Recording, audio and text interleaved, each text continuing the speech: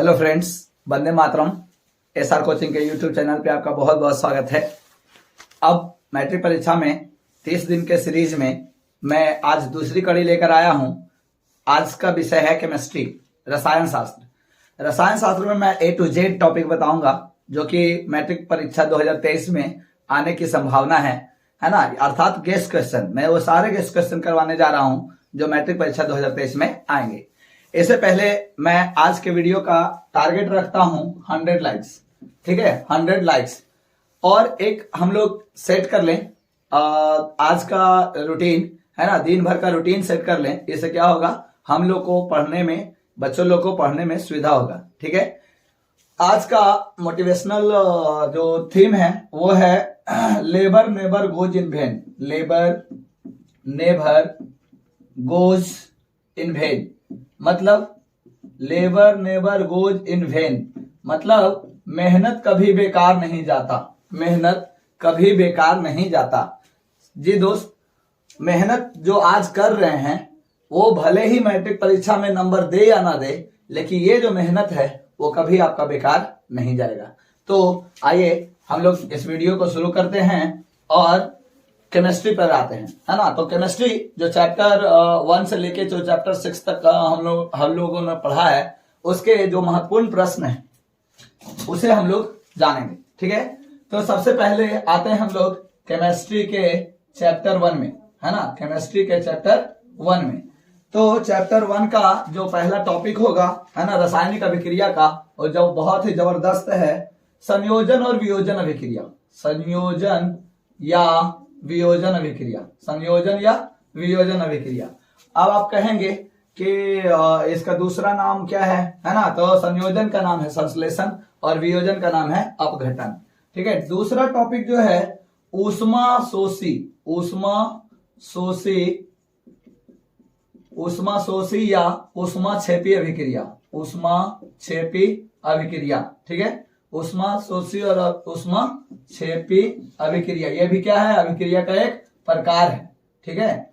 और संयोजन और वियोजन भी क्या है, अभिक्रिया का एक प्रकार है, ठीक है। तीसरा जो टॉपिक है वो है ऑक्सीकरण और अवकरण अभिक्रिया। ऑक्सीकरण अवकरण अभिक्रिया, ऑक्सीकरण अवकरण अभिक्रिया, इसे रेडॉक्स अभिक्रिया के नाम से भी जाना जाता है ना। चौथा जो टॉपिक है वो है उदासीनीकरण, उदासीनीकरण अभिक्रिया। उदासीनीकरण जो है बहुत बार परीक्षा में आ चुका है ना। और उदासीनी के साथ साथ एक और जो बहुत इंपॉर्टेंट है वो है वैद्युत अपघटन अभिक्रिया, वैद्युत अपघटन अभिक्रिया। अगर ये हम लोग देख लेते हैं तो इसमें से कोई ना कोई क्वेश्चन तय है, ठीक है। अगला है दहन एवं ज्वाला, है ना, दहन एवं ज्वाला। दहन के अंतर्गत जो है वो मोमबत्ती और पेट्रोलियम, है ना, और एलपीजी। मोमबत्ती और एलपीजी का ज्वाला, मोमबत्ती का ज्वाला में आ जाएगा और दहन का एलपीजी और केरोसिन में आ जाएगा, ठीक है। यानी कहने का मतलब इसी में हम लोग को क्या पढ़ना है, मोमबत्ती पढ़ना है, और इसी में क्या पढ़ना है, पेट्रोलियम पढ़ना है, या एलपीजी का है, एलपीजी पढ़ना है, एलपीजी, है ना, liquid petroleum, liquefied petroleum gas. तो ये हो गया चैप्टर 1 का। अब हम लोग आते हैं चैप्टर 2 में। चैप्टर 2 जो है अम्ल, भस्म और लवण, है ना। तो सबसे पहला क्वेश्चन यही बनता है कि अम्ल और भस्म के क्या गुण हैं, अम्ल के गुण और भस्म के गुण, है ना। गुण याद रखेंगे तो लिखा जाएगा। दूसरा है पीएच मान। पीएच मान जो है वो किसका कितना होता है, यानी कहने का मतलब है 7 से कम और 7 से अधिक, ये तो याद रखना ही रखना है। इसके अलावे किस चीज में कौन सा अम्ल होता है और कौन सा कितना पीएच मान होता है वो याद रखेंगे। तीसरा है लवण, तीसरा है लवण, लवण, ठीक है, लवण एवं प्रकार, लवण एवं इसके प्रकार। चौथा है आयोडीन युक्त लवण, इसी में कर देते हैं, लवण में ही कर देते हैं, आयोडीन युक्त लवण, आयोडीन युक्त लवण, है ना। पांचवा जो है, चौथा जो है वो हो जाएगा खाने का सोडा, खाने का सोडा। और इसके साथ साथ याद रखना है क्या, धोने का सोडा, खाने या धोने का सोडा, धोने का सोडा, ये दो में से कोई एक आना तय है ना। खाने का सोडा जिसे NaHCO3 बोलते हैं और धोने का सोडा Na2CO3, ठीक है, याद रखेंगे।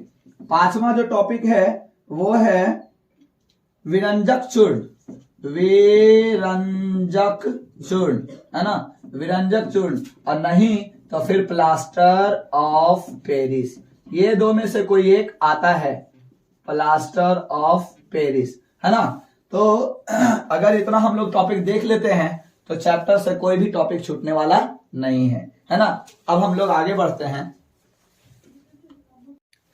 हाँ फ्रेंड्स, अब हम लोग आते हैं चैप्टर 3 में, जिसका नाम है धातु और अधातु। तो पहला जो है वो धातु और अधातु में अंतर। पहला क्वेश्चन यही है कि धातु और अधातु में क्या अंतर है, धातु और अधातु में अंतर है ना। और वो दोनों गुण के आधार पर, भौतिक गुण और रासायनिक गुण, दोनों गुण के आधार पर अंतर हम लोग जान कर लेंगे है ना। दूसरा है आयन, आयन में धनायन और ऋणायन, आयन एवं उसके प्रकार, आयन एवं उसके प्रकार, आयन में ही आ जाता है परमाणु और आयन में क्या अंतर है ना। तीसरा टॉपिक है रासायनिक बंधन, रासायनिक बंधन एवं उसके प्रकार, रासायनिक बंधन एवं उसके प्रकार है ना। रासायनिक बंधन क्या है और इसके कितने प्रकार हैं, वैद्युत संयोजक बंधन, सहसंयोजक बंधन है ना, ये याद रखना है। और अगला है संयोजकता, संयोजकता है ना, संयोजकता अगला टॉपिक है। और इसके बाद जो है वो है खनिज और अयस्क। पांचवा जो टॉपिक है वो है खनिज एवं अयस्क, खनिज एवं अयस्क। अगला है भर्जन और निस्तापन, ये बहुत बार परीक्षा में आ चुका है, भर्जन और निस्तापन। अगर भर्जन आएगा तो निस्तापन नहीं आएगा, और निस्तापन आएगा तो भर्जन नहीं आएगा, ठीक है। और लास्ट है संक्षारण, संक्षारण और इसके उपाय है ना, संक्षारण इसके उपाय। एक और है गैल्वेनाइजेशन, गैल्वेनीकरण, गैल्वेनीकरण, ठीक है। ये हो गया चैप्टर 3 का बात। अब आते हैं हम लोग चैप्टर 4 में। चैप्टर 4 में आते हैं, पहला है कार्बन के अपरूप, कार्बन, कार्बन के अपरूप, यानी कि किसके बारे में पूछेगा, हीरा एवं ग्रेफाइट। हीरा एवं ग्रेफाइट को याद कर लेना है, हीरा क्या है, कैसा बनावट होता है, ग्रेफाइट क्या है और उसका बनावट कैसा होता है। दूसरा है संरचना सूत्र, संरचना सूत्र बनाने के लिए आता है, एल्केन का, एल्काइन का, एल्कीन का है ना, बनाने के लिए आता है। और तीसरा है alkane, alkene, alkyne, alkane, alkane, alkane का सूत्र, एल्कीन, एल्कीन का सूत्र, और एल्काइन, एल्काइन का सूत्र। ये तीनों देख लेंगे, तीनों में से कोई एक कंफर्म है। चौथा है समावयवता, समावयवता, समावयवता, समावयवी, समावयवी और समावयवता आता है, और इसके प्रकार, समावयवी पदार्थ क्या है या समावयवता क्या है और इसके क्या प्रकार हैं।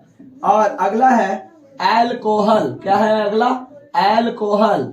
एल्कोहल नहीं आएगा तो अम्ल आएगा, एल्कोहल नहीं आएगा तो क्या आएगा, अम्ल आएगा। यानी कहने का मतलब है OH मूलक आएगा, और नहीं तो क्या आएगा, आएगा COOH, COOH मूलक आएगा, ठीक है।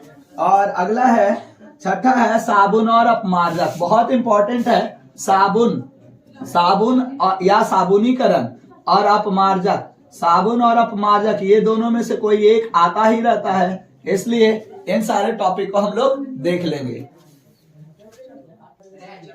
हाँ फ्रेंड्स, तो आते हैं चैप्टर 5 में। हम लोग चैप्टर 5 का जो पहला टॉपिक है वो है कि वर्गीकरण की क्या क्यों आवश्यकता पड़े, तत्वों के वर्गीकरण की आवश्यकता, तत्वों के वर्गीकरण की आवश्यकता, वर्गीकरण की आवश्यकता है ना, तत्वों के वर्गीकरण की आवश्यकता क्यों पड़ी। और इसी में हम लोग याद कर लेंगे अष्टक नियम है ना, अष्टक नियम। दूसरा टॉपिक ले लेते हैं जिसका क्या नाम है, अष्टक नियम। ये किसका दिया हुआ है, न्यूलैंड्स का दिया हुआ है ना, न्यूलैंड्स का अष्टक नियम।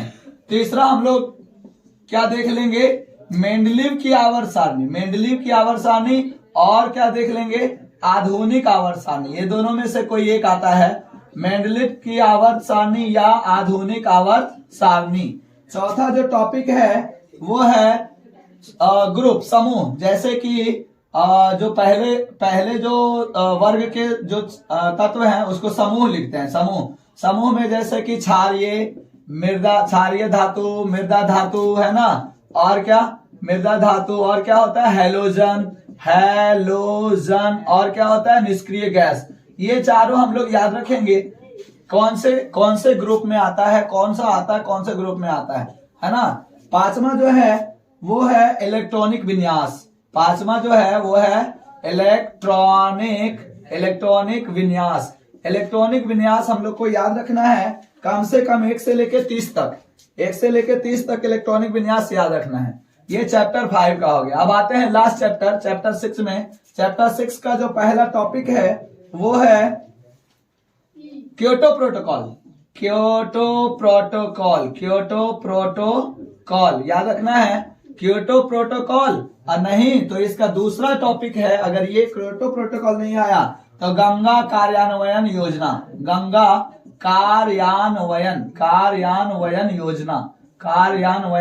योजना है ना। ये दोनों जो है प्रबंधन के लिए है ना, प्रदूषण को कम करने के लिए है। तीसरा जो है वो है अपशिष्ट प्रबंधन। क्या है? अपशिष्ट प्रबंधन में याद रखना है 3R।